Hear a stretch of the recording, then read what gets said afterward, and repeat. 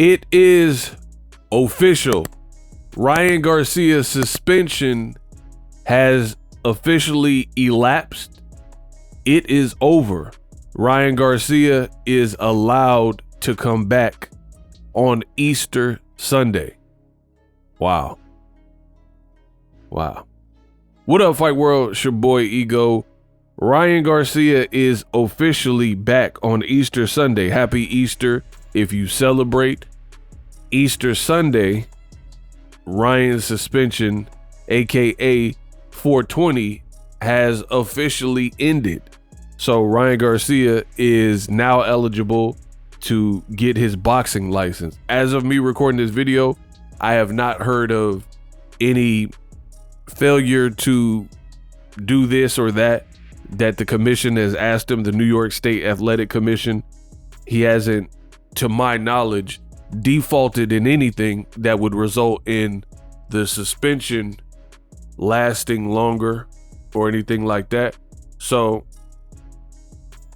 for all intents and purposes, his suspension has ended. He took to social media and says, "Wow, my suspension is officially lifted on Easter Sunday. Super cool. All glory to Jesus." Now the Haniacs, they're not going to like this.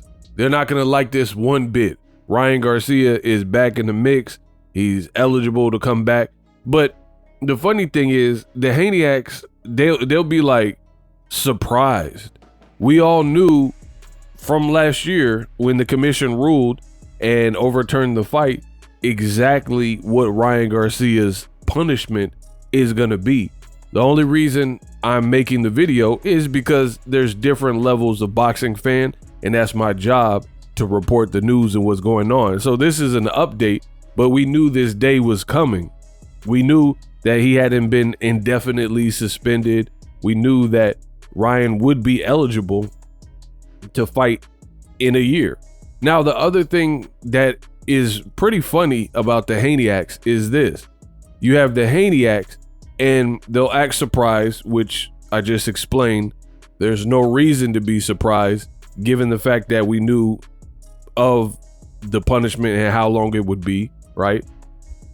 Two, it's a bit of duality that we're seeing from the Haniacs.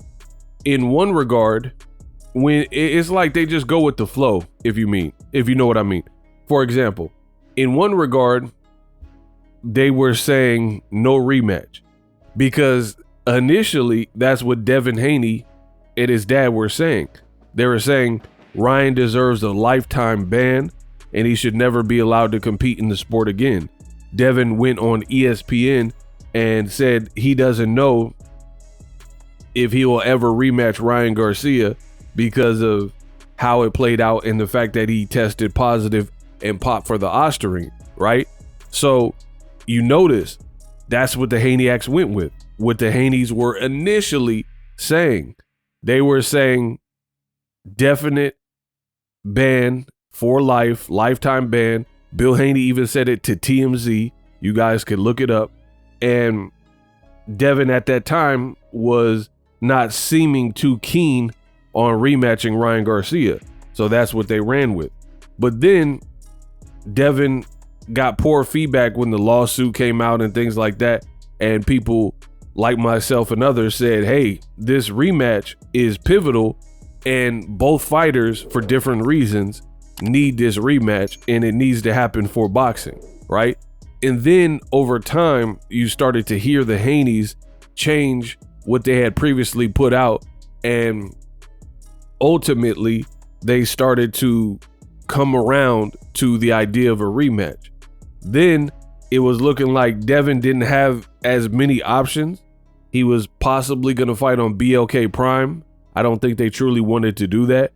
And they went and pretty much begged Turkey in the UK to work with them and said they were available to do business. And then Turkey found a spot for him. However, here's the other caveat is Turkey decides to put Ryan as the main event and he puts Devin on the undercard. So how embarrassing can it be for you to be cheated by a person. They serve only a year suspension because the fines, they weren't big enough to affect Ryan like that. You know, I think it was like $10,000 or something like that. He's a multi-millionaire. So that's not hurting him. He's not going to be like financially stifled. It's not like his whole wealth is gobbled up with these fines. So as far as the fines, that peanuts to an elephant, that don't really hurt him. And then now you're fighting on this undercard. It's just, to me, and you have to drop your lawsuit. To me, it's really a bad look. It's a bad look for the Haneys because you said you were setting a precedent. You wanted to condemn cheaters. You wanted cheaters to pay for their sins. They're all sinners. And by initiating a lawsuit, you would clean up the sport of boxing. Now the mission is changed. It's no longer about cleaning up the sport of boxing for cheaters because you personally got a deal that you wanted and monies that you wanted for this fight with Ramirez, and then I guess a Ryan rematch and possibly a trilogy. And now all is lost with what you initially said. So if you notice, the Haniacs, they keep bouncing and teetering back and forth like Aaliyah when it comes to their standpoint. Meanwhile, a person like me, and this is why I'm the best in the business, and it's not even close. A person like me, I don't have to bend, fold, conform, assimilate, change. I say what I say, I mean what I say, and until proven wrong, which rarely happens, then I'm gonna keep rocking with that. Meanwhile, the Haniacs, they went from lifetime ban, no rematch, to now they started pushing like they wanted the rematch. Bill Haney started getting on this campaign trying to set terms to Ryan Garcia, saying, hey, you have 48 hours to sign up for year-round VADA testing like Devin. If not, no rematch. Hey, we're suing you. All of these things that the Haneys did, none of it worked because, one, you have to drop your lawsuit, as I just mentioned. The terms you set, Ryan was suspended. He waited till the 48-hour quote-unquote deadline that you came up with. He waited till it expired. He's still not in year-round drug testing. So it shows you have no power and no leverage in that given situation. And for me, that's why I choose to pick my battles and know when I have the leverage and when I don't, because when you try to pump fake like you have the power or leverage over somebody, oftentimes you'll look dumb, you know, because again, you see that Ryan really holds the cards. He's the main event and he didn't listen to you, and he still gets the rematch. He still gets top billing, and he still made more money or going to make more money on his fight than Devin Haney is. You see what I'm saying? So a lot to go over. And the Haneys have been all over the place, from not wanting the rematch and wanting Ryan banned for life. How do you say you want someone banned for life, but then say you want to rematch him? How can you want to rematch somebody if you're trying to get him jammed up and banned for eternity? It doesn't make sense. It's like me saying I want someone in prison for life pressing charges, but then saying I want to fight him at the park. How do you want to fight someone at the park if you're trying to get him locked in the slammer doing football numbers? You know, you can't really want to fight him. So I think the negative press that they received, eventually the Haneys came around and changed their tune about wanting the rematch. Plus money talks.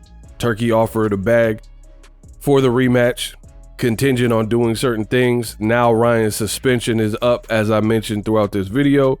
So it looks like if they get past their next opponents, we should have a fight. Let me know what you think. Ryan's suspension officially over on Easter, and we knew this was coming. He served his time, and to be honest, it went by pretty quick. That's what I'm saying. Like, Ryan kind of got over on Devin because he did all this, tested positive, and he really didn't have to suffer. Like, this wasn't like hard, like he a millionaire, you know what I mean? And now the year went by pretty fast, in my opinion, and now he's back main event and getting what he wants.